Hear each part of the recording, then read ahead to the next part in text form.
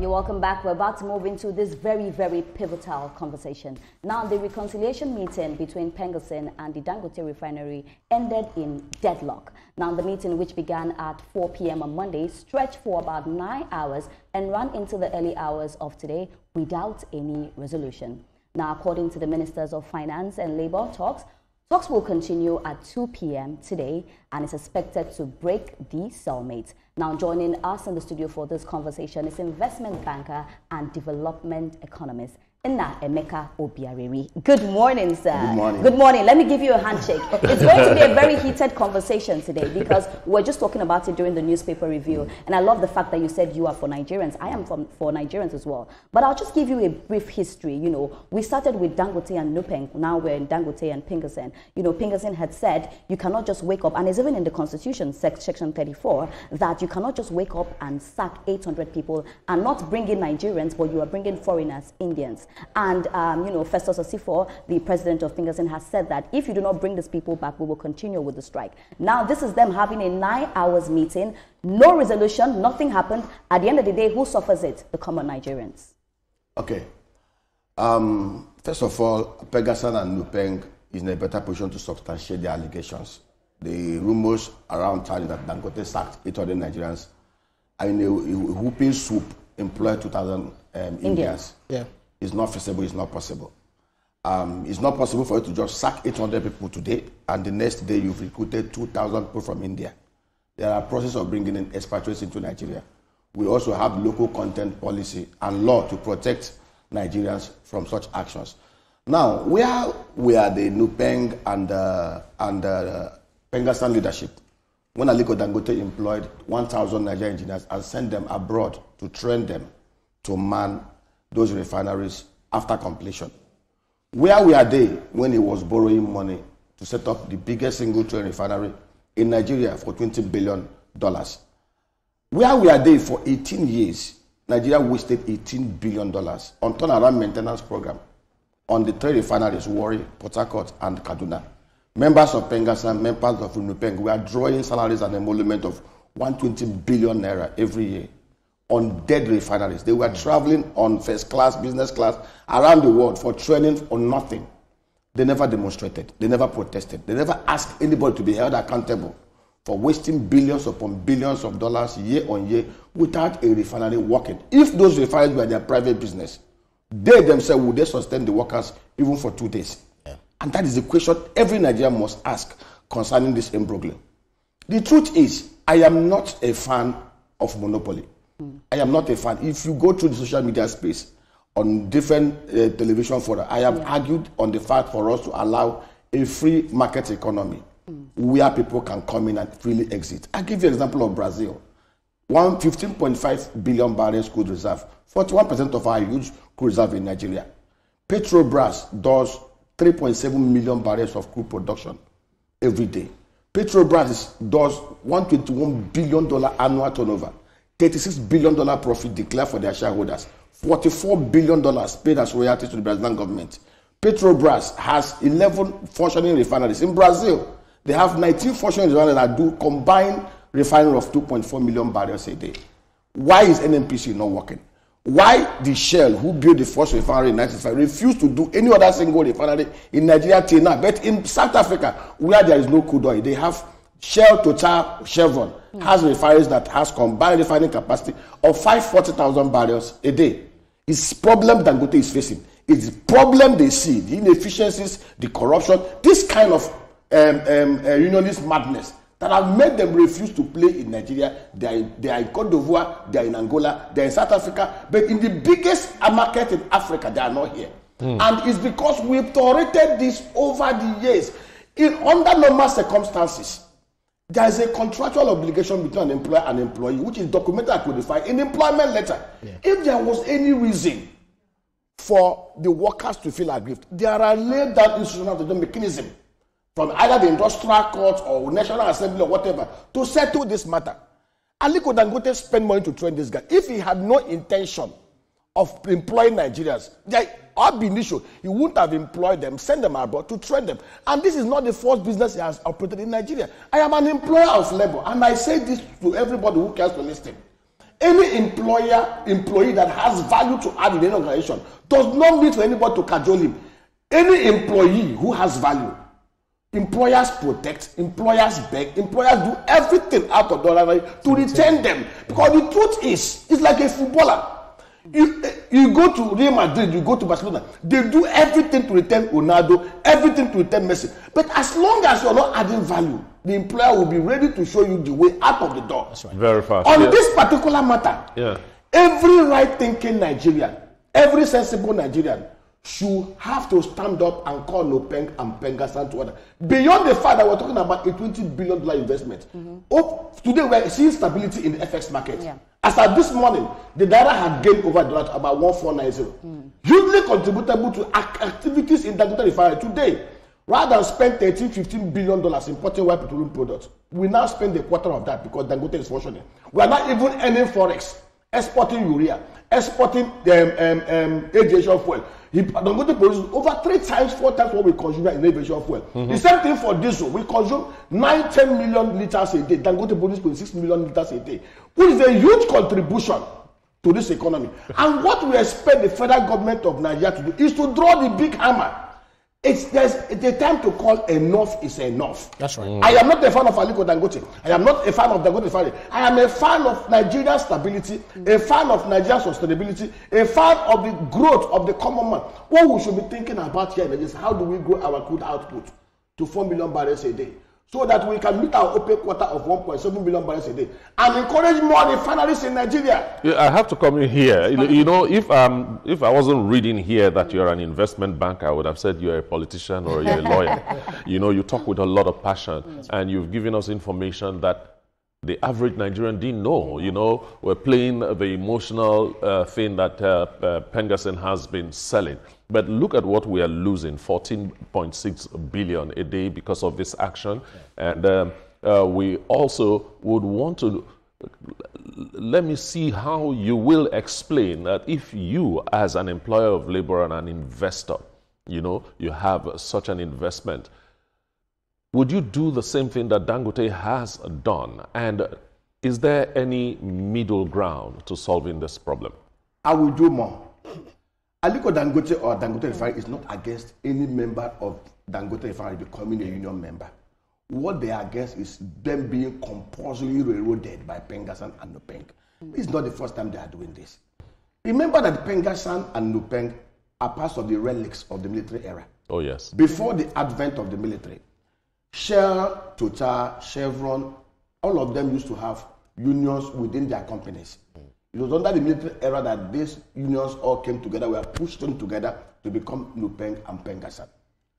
Why will a Nupeng and Pengassan insert themselves in internal conflict between an employer and employee?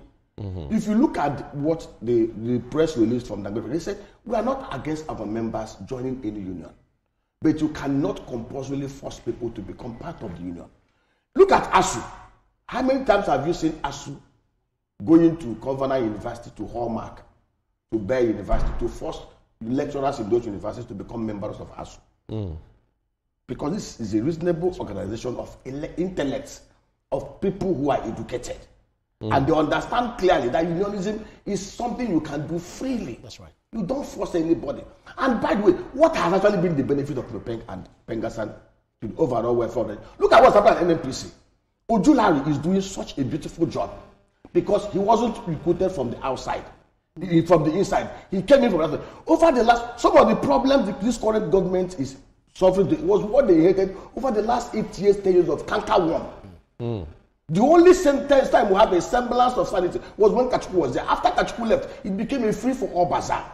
Now, this new guy that Mr. President brought in, the same Pengassan and Nupeng are threatening him from executing massive reforms at the NNPC. We have said it here. If we are to fix our oil and gas industry, we need to do what others have done. There's nothing. The Brazilians are not more honest than Nigerians. But we know that why Petrobras is efficient and NNPC is not efficient is because of issues of Nupeng, Pengassan, and the institutional rot. And we have advised the federal government of Nigeria. What did the Brazilians do? They discovered that public sector corruption and this kind of shenanigans will not allow them to go. They decided to divest 72% of their shareholders to both local and international investors. Today, Petrobras is owned 72% by private investors and 28% by the government. That is why they are very efficient. That is why they've been able to ramp up crude oil production from 2.3 million barrels in 2022 to 3.7 million barrels. If Mr. President will muster the guts to unbundle NNPC, sell down the shareholding of the Federal Minister of Finance Incorporated and Petroleum Ministry to Nigerians, look for core investors with technical and deep pocket capacities, give them 30%, sell the remaining 40% to Nigerians, list it on the floor of the Just Exchange and the London Stock Exchange. In the next 2 years, by 2027, you will see crude output go to 2.5 million barrels a day. And Mr. President is even doing something very fantastic. We advised the Buhari government 10 years ago to do what Mr. President is doing today. And they didn't do it. And what is he doing? If you look at today, the federal government is divesting from the joint venture with IOCs. NNPC shares is being divested from 60% to 35%. What will happen now is that those JVs will become incorporated. Those JVs will have their balance sheet. There will be no need again for all these cash costs and delays. They will become as efficient as the Nigerian liquefied natural gas. It's the only public corporation that is working efficiently because it is owned 51% by the private sector led by Shell, Total and the rest, and 49% by the federal government through the NNPC. Therefore, they are shielded from this kind of shenanigans that we're experiencing now. Right, Mr. Obiaraeri, it's good that you've also taken us back down, back in history as to how things have happened and all of that. Dangote at the point in time also accused or made allegations against that man. The issue of adding 75 naira to whatever whatever activities that is going to, at the end of the day, affect the Nigerian populace, which means 1.5 trillion naira at the end, annually. But one thing is, the broader picture is this dispute has actually escalated, to Pengaston halting gas supplies, so much so that we are now also doing over 1,065 megawatts. We're deep down to when it comes to the power sector because of the cut to gas and fertilizer, and in an economy that is struggling to bring down the inflation. What is the place of collective bargaining? So much so that yes, Pengaston will have to make concessions, Dangote will also have to make concessions, and then the grass, as we are, would not continue to suffer over these, fights forth and back. Okay, I want to address the issue of DAPMAN. We need to understand that DAPMAN is a necessary group in the downstream oil and gas sector. For those who do not know, the downstream oil and gas sector has four important components. Refining is one component. Storage and distribution, logistics and hauling is another component. Retail is another component. And this component must be protected by all means. Look at the US. You will see clear that they have storage facilities in 50 locations, mostly underground, for strategic reserve, that houses billions of barrels of white petroleum products, billions of barrels of crude at any point in time. In fact, they have enough reserve to sustain them for 75 days. If there's any war and they don't produce anything. Remember the whole essence of having, even before the refineries broke down, we used to have storage facilities from Mosimi to Aba. We used to have pipeline facilities. We used to have storage. It's very important for us to have those kind of important players. And of course, DAPMAN has also not been entirely blameless. I've always said most of leadership of DAPMAN, the only time DAPMAN had same resemblance of leadership was when he had left Senator Ifeanyi, God bless his soul, was their leader. Most of those after him decided to use it as an avenue for them to further their own private business. DAPMAN, I've always advised, the federal government of Nigeria needs DAPMAN. In fact, what they should do, they need to reinvent themselves. Aliko Dangote is not their enemy. DAPMAN is not the enemy of Aliko Dangote. In fact, I don't like this crab mentality that we have in Nigeria. We're not even producing enough. We don't even have enough crude in Nigeria. We're not doing enough. What I expect us to do is, how do they work together? We have the Port Harcourt refinery, it's not working. We wasted over 18 billion trying to repair. Over the last 5 years, we wasted 4 trillion naira. What I expect DAPMAN to do is to come together. I've always brought out this proposal. Put themselves, set up an SPV. Go to the federal government. For those refineries to work, we need to privatize them. When people argue, oh, they are too old, it's not true. In Texas, you have 102-year-old refineries. Still, for all over the world, there's over 100 refineries that are over 100 years old that are still functioning. All over the world, we have over 825 refineries. It's a $2.2 trillion market, and it's all working. What we need to do is, DAPMAN should set up an SPV, approach the federal government, bring Port Harcourt, bring Warri, put them in, value them, buy 50% of it. Federal government will sell 50% of those refineries to Nigerians. There is a 445 barrel of crude meant for them. Even if possible, let them get marginal fuels. Then under a special arrangement, I've always advocated for lower energy cost. Cost of production of crude here in Nigeria is between $30 to $40. It's expensive compared to Russia and Saudi Arabia, where it's about $9 and $9 to $15. Now, it is so because of inefficiencies, no new investments, corruption, and insecurity. Now, we go into a special arrangement, cost plus margin. Crude production, $30. Let us put it at that level. Refineries, $10 per barrel. By the time you factor in the 30% margin, it will come to about $50. Because a barrel has about 159 liters of other components. Yeah, because of our time. If you do this, I want to come to you here quickly. Sorry, the second leg of the question, which is where is the position, the place of collective bargaining between Dangote and Pengassan? Very quickly before. Here is Pengassan need to step back. Yeah. Like I said, they need to step back. In fact, they've even gone too far. Where they refuse to step back. Because what I will not want is a situation where they will muscle him out, get him to concede. The whole investment world is watching. Yeah. If the son of the soil could be so muscled, I bet you nobody will bring a dime into this country. We need to think about the overall national interest and the security of Nigeria in whatever they are doing, whether they are being sponsored or whether they are being motivated internally. That Pengassan and Peng must be very, very careful. The signals they send out there to the whole world. Well, let me come to you here. From everything you've said, it almost seems like Pengassan and Nupeng are, let me say, corrupt from everything that you've said. There is no doubt about it. They are corrupt. They are corrupt. 2 years ago, these same guys told us that those refineries are working. Okay, but let me tell you something, which is very sad, because these people, their main responsibility is workers' representation, collective bargaining, advocacy and policy, and also welfare and safety of workers. But now, with what you're saying, they are corrupt. Let's speak about the fact that they had a meeting for 9 hours and nothing has happened. I want to speak to you about the way forward. What do you think will be the outcome of this meeting? Because you are very passionate. You have spoke about things that are wrong and things are right. You said rightfully here that you are not for Dangote, but you are for every Nigerian. So what do you think is the way forward? What will be done for there to be peace and tranquility again? The way forward, the employer of those workers stated clear that these are the issues. In any sane environment, you don't need to say, okay, I'll give you 2 days to bring them back. I'll shut you down. We'll have entered into a fair negotiation. You don't think it's because of the numbers, 800? That's why that happened? Okay, I want to ask you one question. If for any reason in this place, 90% of people that work here decided to mutilate here, they just wake up home and start breaking every TV and everything here. Then they decide to, the management said, we want to lay off those that broke this place. Yeah.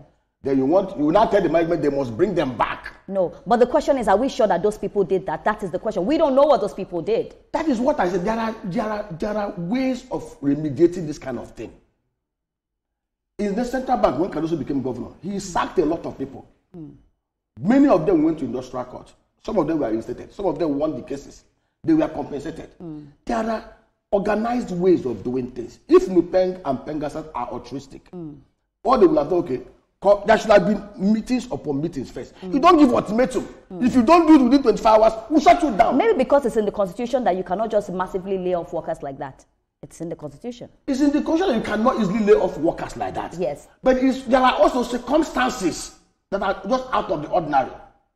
And I said again, this was a man who employed people, trained them abroad and everything. So how come all of a sudden?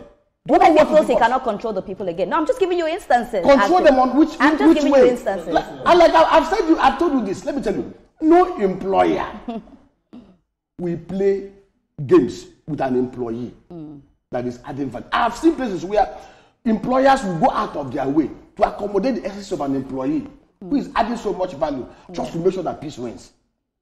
And I say it again and I repeat it again. This culture of Nigeria, this culture of mediocrity we have in this country, in a majority, because there are still very excellent Nigerians, has brought us to this level of we love, protect each other. Somebody is doing something evil, cover up, cover this, cover that. The truth is, and I repeat it again, no employer of labor will willfully lay off an employee who did not do anything or who is adding so much value to the organization. But Mr. Obiaraeri, if you look at what the federal government is doing, it's trying to wade in. At first, they tried to resolve the problem between Dangote and Pengassan, earlier in the day. But now they are coming back to the same thing, coming back to another roundtable. Does it appear like the federal government will be able at the end of the day rein both belligerent parties in? If the federal government of Nigeria should leave politics aside, they can sort this matter out. You can draw the line. There was a time, I always give this example. What exactly should give? What exactly should give is that they need to ask them to step back. Pengas and the Pengshu, all those areas that have been shut down, those pipes, those gas and all those stuff, is actually treasonous. Yeah. It's treasonous in the real sense of it. It's national sabotage. Mr. Nnaemeka, we can go on and on with this conversation, but I'll just say one thing quickly. I know you're not Dangote, but if you're a Dangote, what's one thing you were going to do? Just quickly. I will tell you this. If I am Dangote, we'll keep on negotiating. Because refinery is not like the you start and stop. The effect of this shutdown on that refinery, we've not yet calculated it yet. Thank you so much. It's been amazing. Your passion is beautiful. I just love how passionate you are. We just hope for the best at the end of the day. But as Nigeria celebrates its 65th anniversary, we will focus on the legislature. Has it been a catalyst for accountability, or has it simply gone along with the status quo? Stay with us for this very, very important conversation just after this break.